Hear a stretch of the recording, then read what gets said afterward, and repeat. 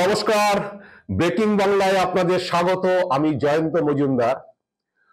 অভিষেক বন্দ্যোপাধ্যায়কে নিয়ে বিজেপি দলের অন্দরে চাপ। কথাটা শুনতে খুব অবাক লাগবে, কিন্তু তবুও যেটা বলছি সেটাই ঘটে চলেছে। যেটুকু বিজেপির দলের অন্দর থেকে যেটুকু খবর পাচ্ছি, বা আমার সঙ্গে যাদের যাদের কথা হয়েছে, বা আমার বন্ধুস্থানীয় সাংবাদিকদের সঙ্গে বিজেপি নেতা কর্মীদের যাদের যাদের সঙ্গে কথা হয়েছে, প্রত্যেকেই একটা কথাই বারবার বলছেন গত 1-1.5 মাস ধরে, যে আচ্ছা বলুন তো, যে অভিষেক বন্দ্যোপাধ্যায় কবে গ্রেপ্তার হবে। কারণ নেতা কর্মীদের একাংশ গত কয়েক মাস ধরে আশায় ছিলেন যে অভিষেক বন্দ্যোপাধ্যায় বোধহয় লোকসভা ভোটের আগেই গ্রেপ্তার হয়ে যাবেন, ইডি সিবিআই তাকে গ্রেপ্তার করবে, সেটা নিয়োগ দুর্নীতির মামলায় হোক বা কয়লা পাচার মামলায় হোক, যে মামলাতেই হোক। তো এরকম একটা তারা আশা করে বসেছিলেন, এবং অনেক নেতা কর্মীদের একাংশের কেউ কেউ তারা দিল্লিতে কেন্দ্রীয় নেতৃত্বের কাছে মেল করেছেন, চিঠি পাঠিয়েছেন যে ইডি সিবিআই তেমন ভাবে সক্রিয় নয়, কেন অভিষেককে গ্রেপ্তার করা হচ্ছে না, এইসব করে। তো বিজেপির দলের সূত্র থেকে যেটুকু জানা যাচ্ছে, যে এই চাপটা সবচেয়ে বেশি নাকি শুভেন্দু অধিকারী এবং তার যারা ঘনিষ্ঠ নেতা তাদের উপর বেশি।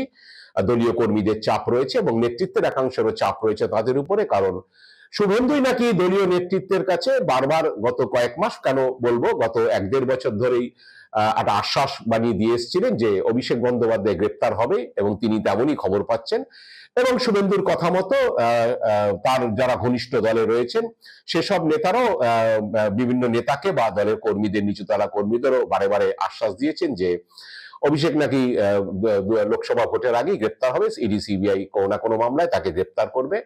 তো এরকম আশ্বাসবাণী তারা শুনিয়েছেন, এবং অভিষেকের গ্রেপ্তারিটা তাদের কাছে অন্যতম প্রধান ইস্যু। এবং অভিষেক গ্রেপ্তার হলে তৃণমূলের দুর্নীতির একটা পর্দাফাশ হয়ে যাবে, এবং তৃণমূলের সর্বোচ্চ স্তরে দুর্নীতি হয় এটা প্রমাণ করে তারা নির্বাচনে নামবেন এবং তারা বাজিমাত করবেন, এরকম একটা আশায় তারা ভরসা করেছিলেন।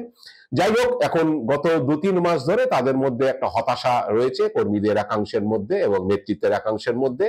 তাহলে কি অভিষেককে ইডি সিবিআই গ্রেপ্তার করছে না, বা শুভেন্দু বাবুরা যেগুলো বলেছিলেন, বা শুভেন্দু বাবুর অনুগামী যারা, তারা যেসব আশ্বাসবাণী এগুলো শুনিয়েছিলেন, যেটুকু দলীয় সূত্রে জানা গিয়েছে যে অভিষেক গ্রেপ্তার হবে বলে তারা তেমন খবর পাচ্ছেন বা পেয়েছেন। কারণ শুভেন্দু অধিকারী, আপনারা জানেন যে তিনি ইডি সিবিআই ব্যাপারে বিভিন্ন সময় দাবি করেছেন যে অমুকের বাড়িতে তলব হবে বা অমুক জায়গায় তলব হবে, খুব শিগগিরই ইডি সিবিআই একটা ধামাকা দেবে, এইরকম ঘটনা কথা তিনি বলেছিলেন। এবং তার পরবর্তীকালে দেখা গিয়েছে যে সেখানে সিবিআই বা ইডি রেড করেছে কিছু নেতার বাড়িতে, বিভিন্ন পদাধিকারীর বাড়িতে।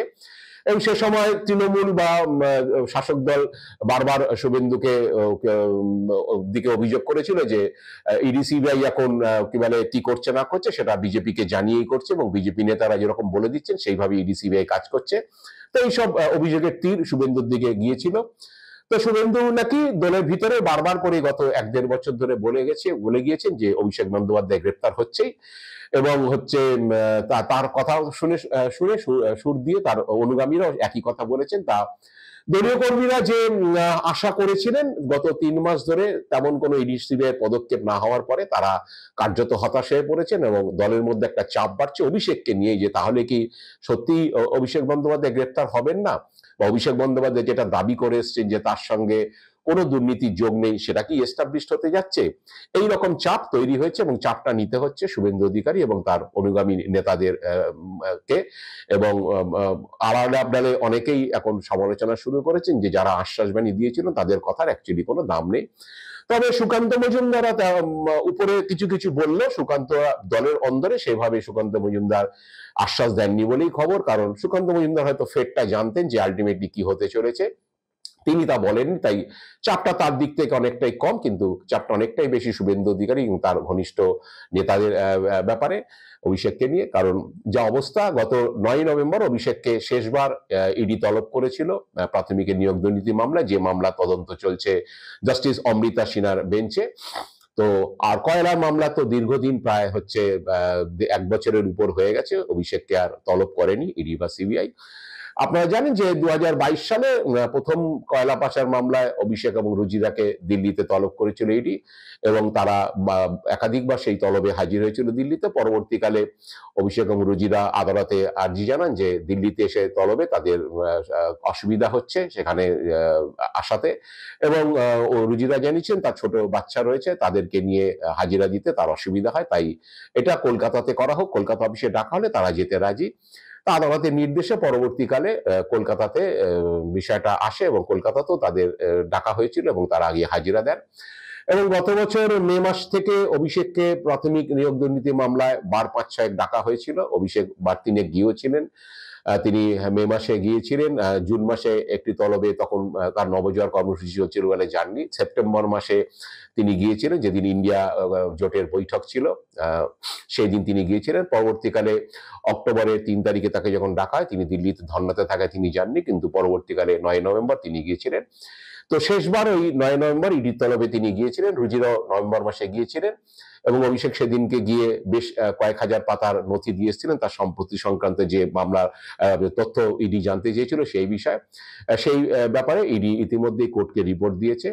তো এই ৯ নভেম্বরের পর দেখতে দেখতে মাস ৩ হয়ে গেল, অভিষেককে আর ইডি তলব করেনি বা সিবিআই তলব করেনি, এবং ইতিমধ্যে হাইকোর্টের তীর্থঙ্কর ঘোষের বেঞ্চ জানিয়ে দিয়েছে অভিষেকের এগেনস্টে কোনো কড়া পদক্ষেপ ইডি করতে পারবে না, আর যদি পদক্ষেপ করতে হয় প্রমাণ নিয়ে সেটা করতে হবে। তো এখন অনুমানের ভিত্তিতে ইডি অভিষেককে গ্রেপ্তার করতে পারবে না, কারণ তাদেরকে একেবারে প্রমাণ হাজির করে আদালতে দিয়ে তাকে চার্জ এনে তাকে করতে হবে, এরকম একটা অবস্থাতে রয়েছে। যাই হোক, এখন অভিষেকের মামলাটি যেটা রয়েছে সেটা হচ্ছে তার সম্পত্তি সংক্রান্ত হিসেব, এবং তার সংস্থা লিপস অ্যান্ড বাউন্স তাদের সম্পত্তি সংক্রান্ত বিষয় নিয়েই এখন আলোচনা চলছে। গতকাল মানে মঙ্গলবারও অমৃতা সিনহার বেঞ্চে সেই বিষয়টি শুনানি ছিল, এবং সেখানে অমৃতা সিনহাকে কি বলে ইডি জানায়, ইডির আইনজীবীরা জানান যে অভিষেকে লিপস অ্যান্ড বাউন্স সংস্থা আরো কিছু সম্পত্তির হিসেব তারা পেয়েছেন, এবং সে সংক্রান্ত কিছু সম্পত্তি অ্যাটাচমেন্টের ব্যাপারে প্রক্রিয়া শুরু হয়েছে। তাই তাদের একটু সময় লাগছে, কারণ আপনারা জানেন যে সুপ্রিম কোর্ট ডিসেম্বরের মধ্যেই মামলা শেষ করতে বলেছিল, কিন্তু ইডি বলেছিল যে মামলাটা বড়, তাই তাদের কাজটা গোছাতে আরো কিছু সময় দিতে হবে, তাই আদালত তাদেরকে সময় দিয়েছে। সেই মতো আগামী 12ই মার্চ হচ্ছে আবার পরবর্তী শুনানির দিন, এবং সেদিন এই নতুন যে সম্পত্তি তারা সদিশ পেয়েছে বলে দাবি করেছে ইডি, সেই ব্যাপারে তারা রিপোর্ট আদালতে অমৃতা সিনহার বেঞ্চে জমা দেবে। এরকম একটা পরিস্থিতি রয়েছে। 12ই মার্চ শুনানিতে সেদিনকে ইডির রিপোর্ট জমা দিলে কোর্ট জানতে পারবে যে লিপস অ্যান্ড বাউন্স সংস্থা কোন কোন সম্পত্তি অ্যাটাচমেন্ট হয়েছে, বা অভিষেকের পরিবারের বা লিপস অ্যান্ড বাউন্স সংস্থার সম্পত্তি কত এক্স্যাক্টলি, সেটা ইডি জমা দেবে। কিন্তু এর সঙ্গে ওই প্রাথমিক নিয়োগ দুর্নীতি তদন্তে অভিষেক যুক্ত তার একেবারে প্রমাণ ইডি হাতে পেয়েছে এরকম কোনো বিষয় নয়, কারণ ইডি প্রমাণ হাতে পেলে ইডি ইতিমধ্যেই তাকে গ্রেপ্তার করতো, বা সিবিআই কোনো প্রমাণ হাতে পেলে গ্রেপ্তার করতো, তারা বসে থাকতো না। কারণ ঝাড়খণ্ডের মুখ্যমন্ত্রীকে সম্প্রতি গ্রেপ্তার করা হয়েছে, দিল্লির মুখ্যমন্ত্রী অরবিন্দ কেজরিওয়ালকে বারবার নোটিশ পাঠাচ্ছে ইডি। অরবিন্দ কেজরিওয়াল যে কোনো দিন গ্রেপ্তার হতে পারেন এরকম একটা আশঙ্কা করা হচ্ছে বিভিন্ন মহল থেকে। তো ইডি বা সিবিআই এর কাছে অভিষেকের ব্যাপারে সেরকম প্রমাণ থাকলে, দুর্নীতির কোনো প্রমাণ থাকলে তারা বসে থাকতো না, তারা কি বলে পদক্ষেপ করতো, এটাই স্বাভাবিক, এবং হচ্ছে সেই মতোই ইডি বা সিবিআই চলে। তো এখন যেরকম জায়গা দাঁড়িয়েছে 12ই মার্চে পরবর্তী শুনানি। কয়লা পাচারে অভিষেককে ডেকে জিজ্ঞাসাবাদ হয়েছে, যদিও সেখানে তাকে সাক্ষী হিসেবে ডাকা হচ্ছিল, বিনয় মিশ্র কানেকশনে তাকে ডাকা হচ্ছিল, কিন্তু সেখানে তো প্রায় ইডি 1 বছরের উপর হচ্ছে চুপচাপ, কারণ সেই মামলায় তাকে ডাকেনি, কারণ যে কয়েকবার ডেকেছে অভিষেক গিয়েছিল, গিয়ে তাকে যা যা জিজ্ঞাসা করা হয়েছিল তিনি বলেছিলেন, কিন্তু সম্ভবত সেখানেও কোনো প্রমাণ মেলেনি, তাই হচ্ছে তারা সেই মামলায় কোনো কড়া পদক্ষেপ অভিষেকের বিরুদ্ধে করেনি।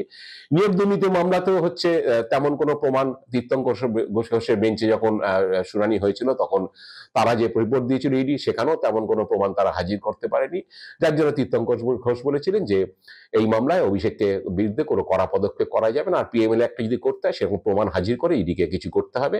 তো ইডি সেখানেও হাত পা বাঁধা। তো ইডি সিবিআই আপাতত তেমন কোনো পদক্ষেপ অভিষেকের বিরুদ্ধে করতে পারছে না, বা আগামী কয়েক মাসে করতে পারবে কিনা তাই নিয়েও যথেষ্ট সন্দেহ রয়ে গেছে। তো এই মতো অবস্থায় বিজেপির অন্দরে চাপ হচ্ছে, যারা অভিষেক বন্দ্যোপাধ্যায় এই জেলে ঢুকলো বলে আর কয়েকটা দিন দেখুন না, এইরকম আশ্বাস দলের মন্দরে দিয়েছিলেন। দলীয় সূত্রে যেটুকু জানা যাচ্ছে তারা এখন চাপে পড়েছে। সেদিক থেকে শোনা যাচ্ছে যে শুভেন্দু অধিকারী এবং তার অনুগামীদের চাপ সবচেয়ে বেশি। দলীয় কর্মী নেতারা মনে করছেন যে আদৌ তারা হয়তো সেরকম কোনো খবর পাননি বা তাদের কাছে তেমন কিছু খবর ছিল না যে অভিষেক গ্রেপ্তার হতে পারে। তারা দলীয় কর্মীদের চাঙ্গা করার উদ্দেশ্যে হয়তো এইরকম ধরনের কথাবার্তা বলেছেন। কিন্তু এখন যে অবস্থা সেটাতে তাতে মিথ্যে প্রমাণিত হচ্ছে, তাই দলের অন্দরে চাপ বাড়ছে অভিষেককে নিয়ে। তো শুভেন্দু অধিকারী হয়তো একটা শেষ চেষ্টা করবেন, কারণ সোমবার দিন তিনি অমিত শাহর সঙ্গে দেখা করেছেন দিল্লিতে, এবং অমিত শাহর সঙ্গে দেখা করে তিনি সংবাদ মাধ্যমকে বলেছেন যে কি আলোচনা হয়েছে বলবো না, তবে আগামী দিনেই দেখতে পারবেন কি পদক্ষেপ করা হচ্ছে, এরকম একটা কথা তিনি বলেছেন। তিনি সুনির্দিষ্টভাবে কিছু বলেননি। তো বিজেপি দলের অন্দরের নেতাকর্মীরা মনে করছেন যে শুভেন্দু অধিকারী যতই আশ্বাস বাণী দিন বা যতই অমিত শাহর সঙ্গে দেখা করুন, আদৌ হয়তো তিনি কিছু করতে পারবেন না। অভিষেক হয়তো গ্রেপ্তার আদৌ সিবিআই ইডি করতে পারবে না। তো এই কারণে যতদিন এই অবস্থায় চলবে ততদিন চাপ আরো বাড়বে। ভোট এসে যাচ্ছে, চাপ নিশ্চিতভাবেই শুভেন্দু অধিকারী এবং তার কোম্পানিকে নিতে হবে, এবং কতটা তারা সামাল দিতে পারে নেতা কর্মীদের এই চাপকে, এখন সেটাই দেখার। আজ এ পর্যন্তই। আপনারা ভালো থাকবেন, সুস্থ থাকবেন। নমস্কার।